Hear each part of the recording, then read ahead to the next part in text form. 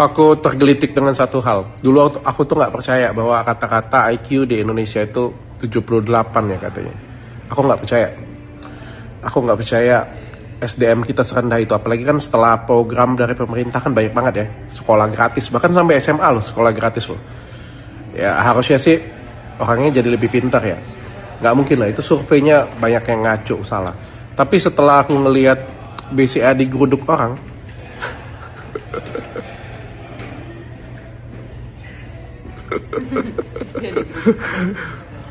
ibu-ibu, saya cuma pengen kasih tahu, kita ini kan berbangsa dan bernegara itu ada aturannya.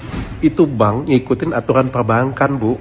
Jangan nyalain BCA-nya, nyalain yang buat aturan undang-undang perbankannya. BCA kalau kagak kasih, justru dia yang kena. Please lah, SDM kita tuh lebih pintar dikit gitu kan. Kan sekolah sudah digratisin.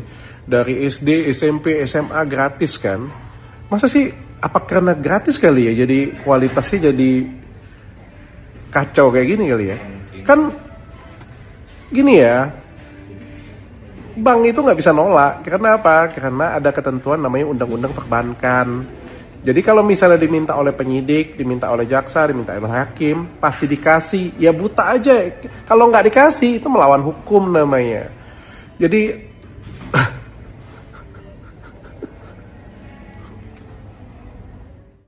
Dr. Richard Lee akhirnya ikut bersuara soal hebohnya kasus Nikita Mirzani dengan Bank BCA. Dengan gaya blak-blakan khasnya, Dr. Richard justru melontarkan sindiran pedas kepada orang-orang yang ramai-ramai menggeruduk kantor BCA. Ucapannya langsung jadi sorotan publik, karena seolah menyinggung fenomena netizen dan massa yang gampang tersulut emosi. Lalu, apa sebenarnya maksud sindiran tajam Dr. Richard ini? Dalam sebuah live di media sosial, Dr. Richard Lee menegaskan bahwa kasus Nikita Mirzani dengan Bank BCA seharusnya diselesaikan lewat jalur hukum, bukan dengan cara menggeruduk atau mendatangi langsung bank. Ia menyebut, aksi seperti itu justru bisa memperkeruh suasana dan menimbulkan kesalahpahaman baru. Menurutnya, bank adalah lembaga resmi yang punya aturan dan prosedur ketat, sehingga semua masalah yang menyangkut rekening nasabah tentu ada jalur penyelesaiannya. Sindiran Dr. Richard ini seolah ditujukan kepada pihak-pihak yang ingin menunggangi kasus Nikita Mirzani hanya demi sensasi. Dengan nada tajam, ia berkata bahwa fenomena orang yang suka ikut campur dan terprovokasi massa adalah potret nyata bagaimana publik di era media sosial mudah terbakar isu tanpa benar-benar memahami duduk perkaranya. Komentar ini langsung menimbulkan perdebatan. Ada yang mendukung penuh pernyataannya. Ada juga yang merasa sindiran tersebut terlalu keras. Sejumlah netizen justru mendukung ucapan Dr. Richard Lee. Mereka menilai tindakannya berani dan masuk akal. Namun, ada juga yang mengkritik, merasa sindiran itu terlalu menyudutkan pihak yang sedang emosional membela Nikita Mirzani. Komentar warganet pun terbelah. Ada yang bilang, setuju banget, jangan main serbu aja tanpa ngerti masalahnya. Tapi ada pula yang menulis, kalau nggak ada yang ribut, masalah kayak gini bisa aja ditutup-tutupi. Pernyataan Dr. Richard Lee menambah warna baru dalam kasus panas Nikita Mirzani dengan Bank BCA.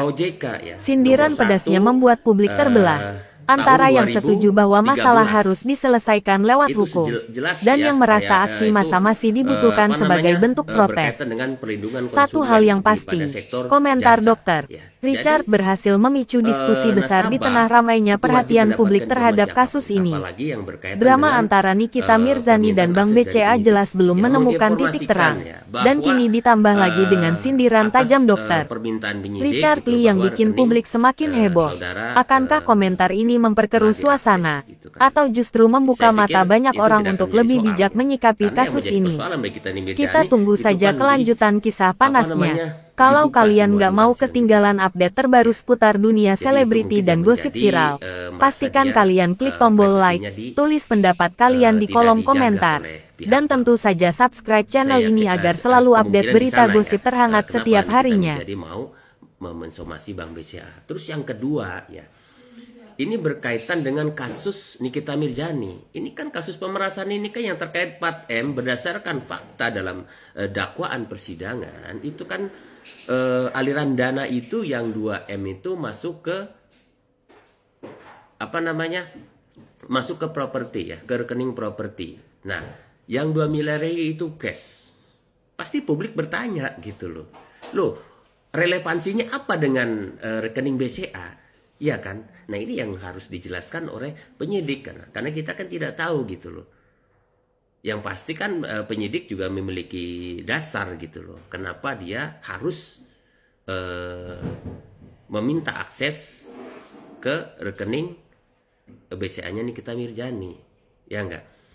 Jadi selama itu gitu loh masih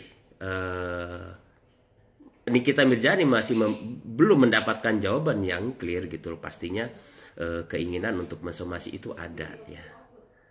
Jadi bukan masalah perizinannya, itu perizinan gak disoal karena memang khalayak ramai juga tahu boleh gitu loh ya enggak, penyidik itu dengan izin dari Bank Indonesia ataupun dari pada saat penyidikan ada kuasa dari si terdakwa itu boleh ya, karena itu sudah diatur dalam undang-undang. Tapi kan tidak ditelan mentah-mentah di sana bahwa pelayanan terkait bank pun harus benar gitu loh, apalagi dalam istilah pelayanan kan ada customer care gitu. Nah, itunya jalan apa tidak, ya enggak, seperti itu. Jadi mungkin lebih di sana ya, kenapa somasi itu mau dilayangkan Nikita Mirzani, dan itu sah-sah aja ya. Saya coba meluruskan dan ini sebagai edukasi publik, jadi tidak simpang siur ya. Jadi kita memberikan informasi jangan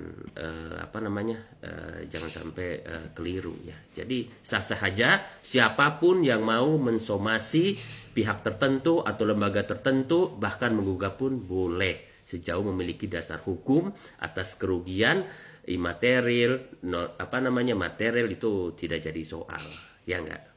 Terima kasih.